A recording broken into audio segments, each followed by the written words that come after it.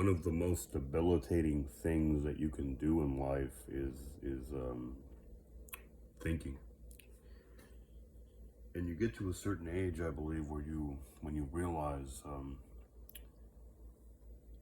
the damage that it's done. Uh, Certainly, there's a lot of benefit to thinking, but there's a cost as well. And you get to a certain point in your life where you start to weigh the two, and you don't like what you see. Um, Thinking is meant to, well, since the beginning of time, I suppose, of humanity, thinking has been meant to civilize us and keep us from, I was going to say keep us from becoming savages, but rather I should say um, make us less savage, I suppose, less wild, right? So it's hard to really knock thinking. It's hard to really attack it, so to speak, or look down upon it. And you see it all the time. You see people will have a problem with it. They'll have a problem when they see other people complicating decisions unnecessarily.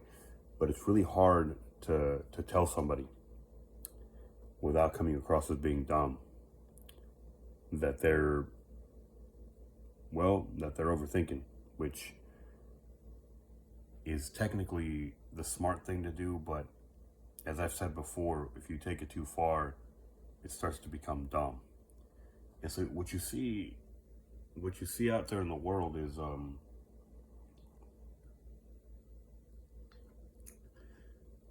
is not people um, attacking it verbally per se. It gets physical, and so at that point, you got to wonder. You've lost all credibility, or you've got to think, right? Sorry, you've lost all credibility. If something becomes physical, or even worse than that, physical to a much higher level, then what point have you proven, right? You've proven that, and you happen to win, by the way.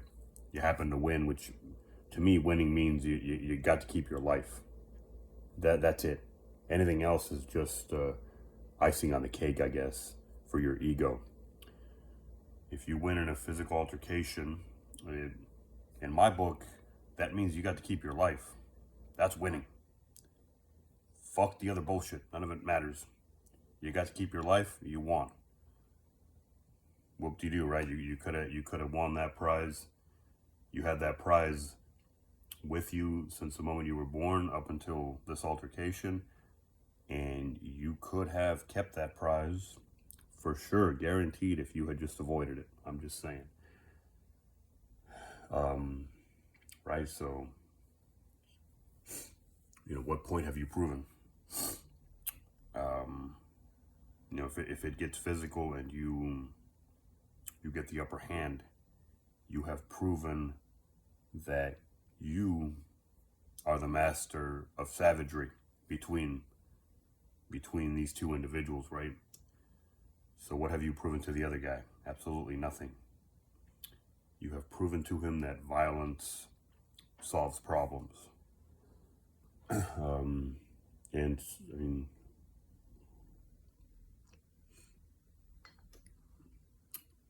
sorry. What exactly does that mean? I mean, did you prove anything?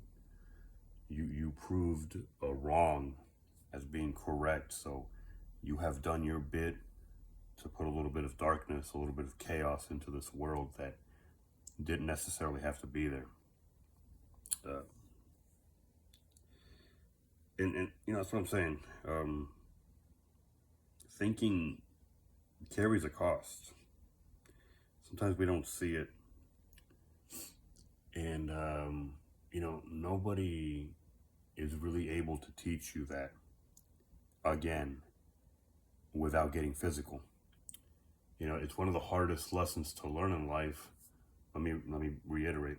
It's one of the hardest lessons to learn in life, because somebody cannot teach it to you intellectually, and somebody cannot teach it to you physically without contradicting themselves. You know what I mean?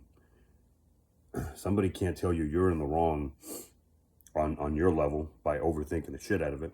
And somebody cannot tell you you're wrong on a physical level without proving that maybe in some backwards way you are intellectually superior, because that's the only way you can be superior, right?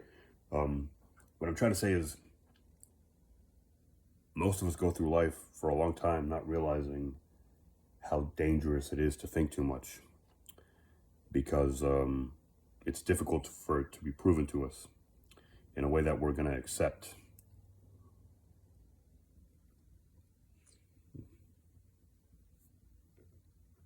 Sorry. It's difficult for it to be proven to us in a way that we're not going to accept. And how do you convince yourself that not thinking so much is sometimes the smart approach? It goes against every grain of your logical self, your logical being, to consider that not thinking so much actually makes you smarter. Yeah, believe it or not, it does. Considerably so. It depends on the circumstances, but in most cases, I put my money on that being the case. With the little life experience that I've had, I have probably been through about half of my life, hopefully less than that, depending on how things turn out, right? I'll have to check back with you in 36 years. I think I've been through enough of life to have a somewhat reasonable consideration that can be backed by evidence as to this point. I can say for sure that not thinking too much makes you smarter in some cases. I want to say in many cases, and honestly, I really, really want to say in most cases, but I don't want to hazard that guess, or it's not a guess, but it's based on feeling, so I got to hold back on it. But there's what you call the gut instinct. Most people call it that, or I call it that. There's your gut instinct. There's your intuition. There's different ways of calling it, but there's that, and it's there on more of a feeling. It's more of a it's on more of a feeling based level than an intellectual one, and it doesn't require a lot of thought. Feelings, once you start thinking, feelings are pretty much out of the picture. So you are now deprived of that very valuable resource, that gut feeling based decision making. Once you start thinking, you're out of it. And I'm gonna tack this on a little bit, sort of a side note.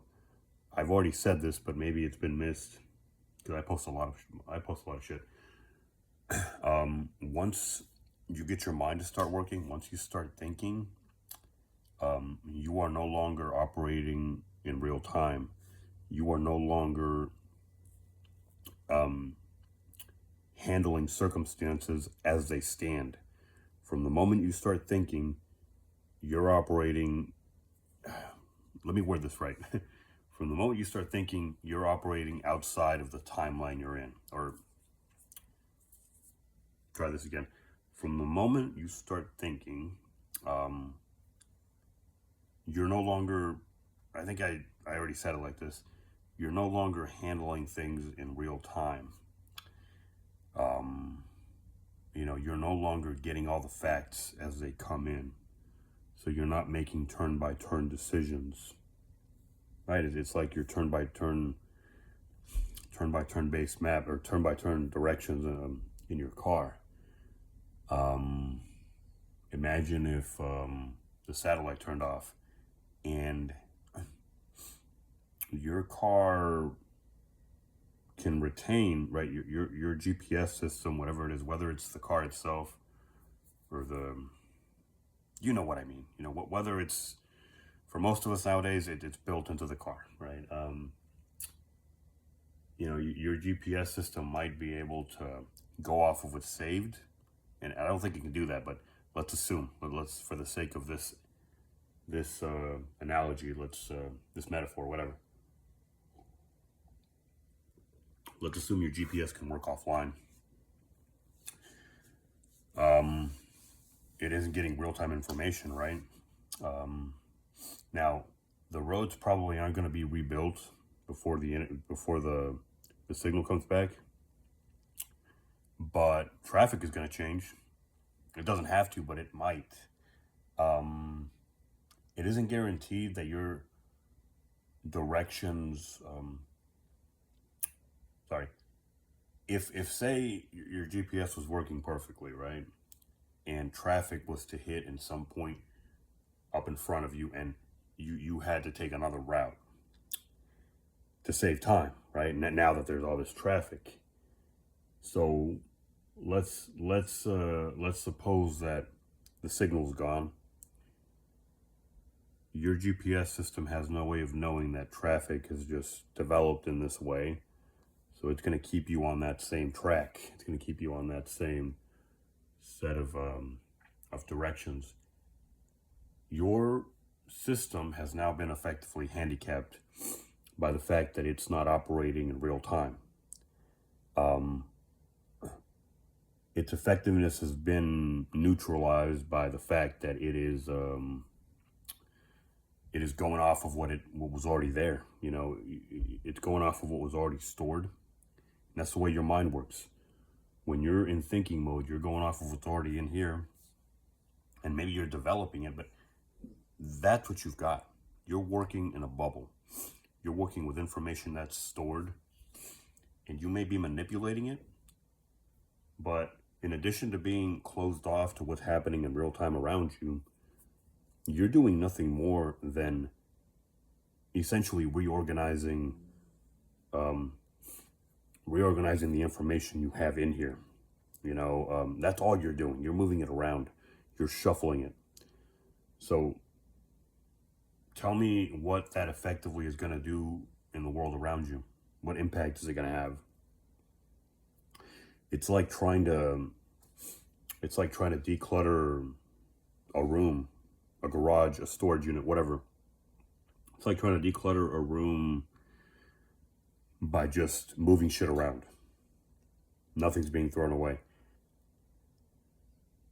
You think, you might think that you're going to have an impact, but deep down in the back of your mind, you know what is happening. You know that you are not.